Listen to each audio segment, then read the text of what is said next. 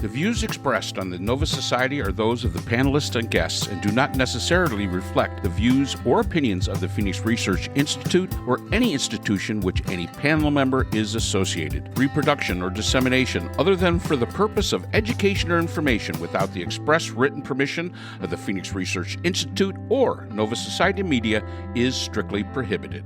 We'd like to welcome everyone back to the Nova Society, and today we're going to do something a little bit different. We received an email from a government employee, and after reading it, we decided to read it out in its entirety because it does show that the government employees, no matter how much they're being vilified today, are still human beings and deserve our respect and our thanks for the service that they do for our country.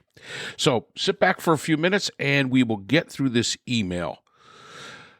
I imagine you'll be talking about things like this for a while, and I debated just not saying anything under the expectation you'd get to it naturally.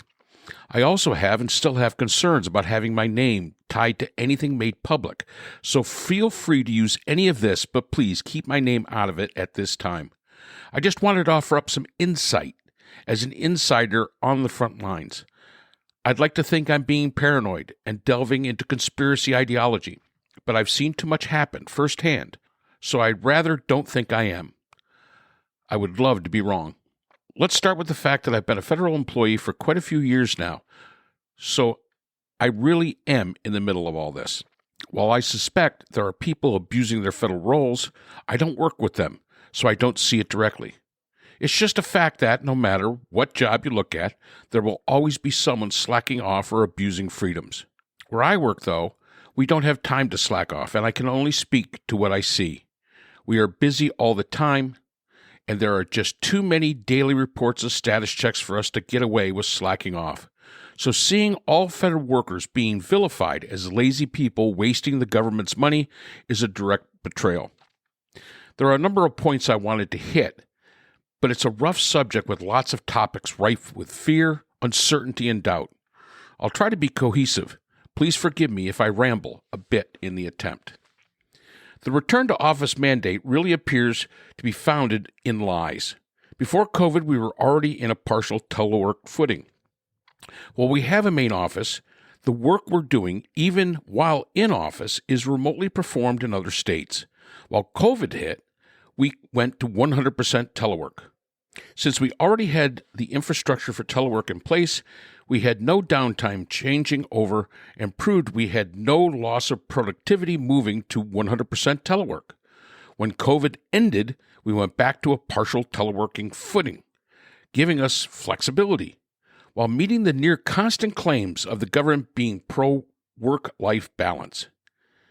Being in an office full-time has no benefit for us. In fact, most people have a 1 to 2 hour commute each way due to DC traffic. But it does have added costs to the government.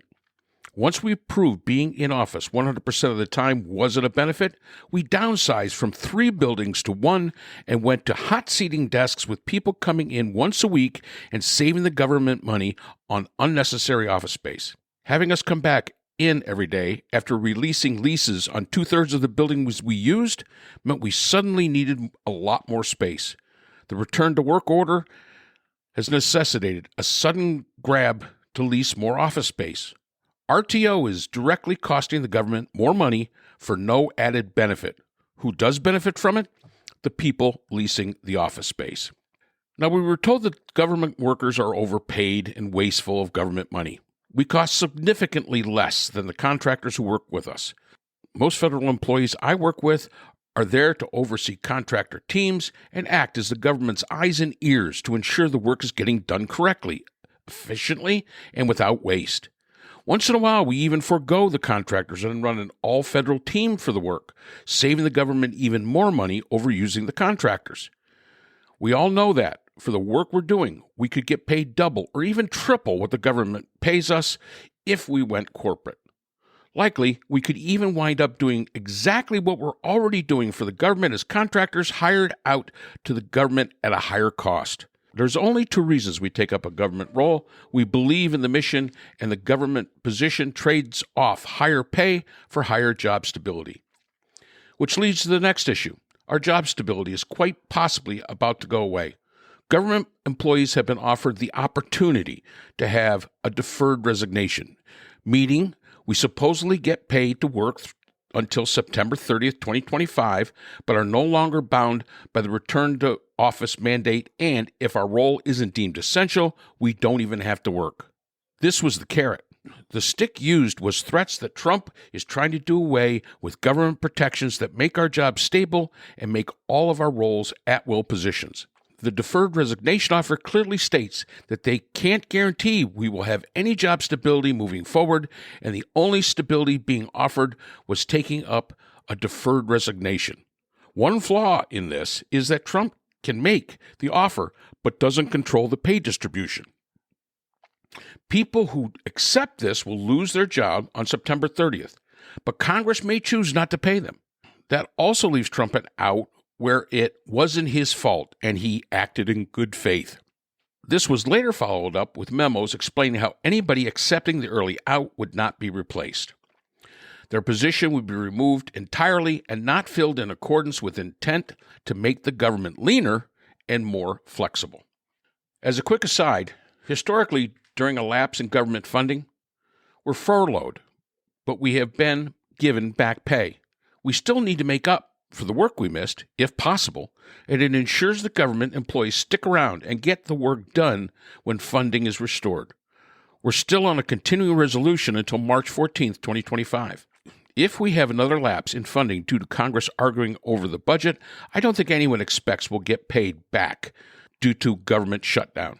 This will almost certainly be by intent, as it will force government employees to seek outside employment for the sake of paying mortgages and bills.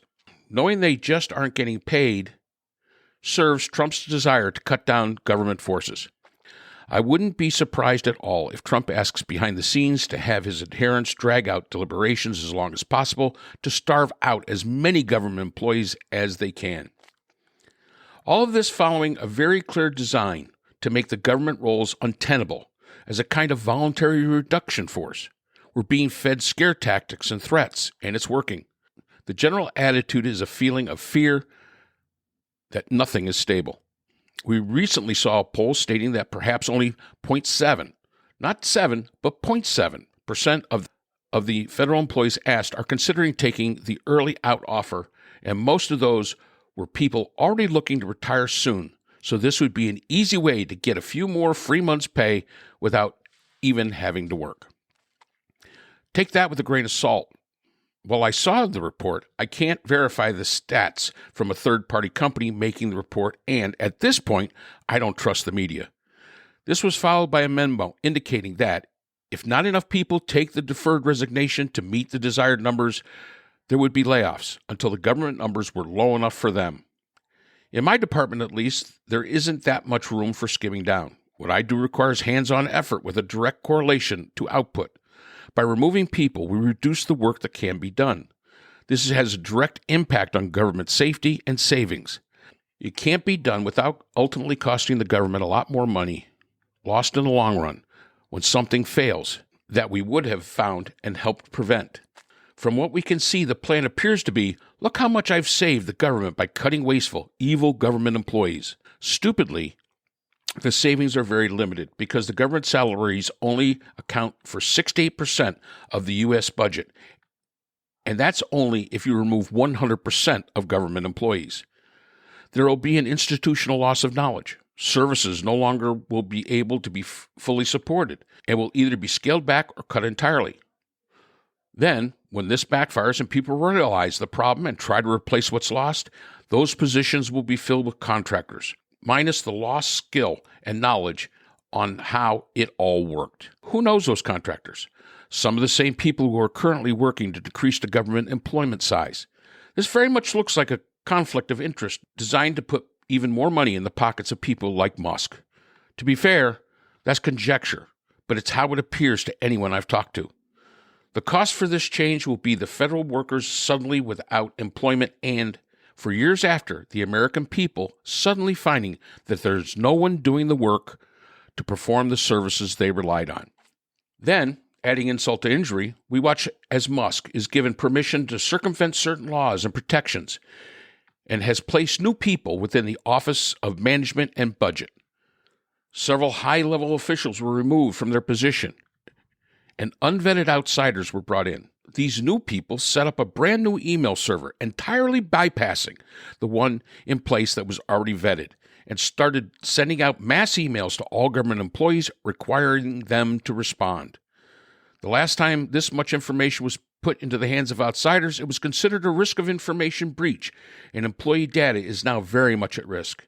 In theory, they should have access to all government information through proper channels, but this new setup entirely bypasses that without any of the assurances or protections meant to be in place.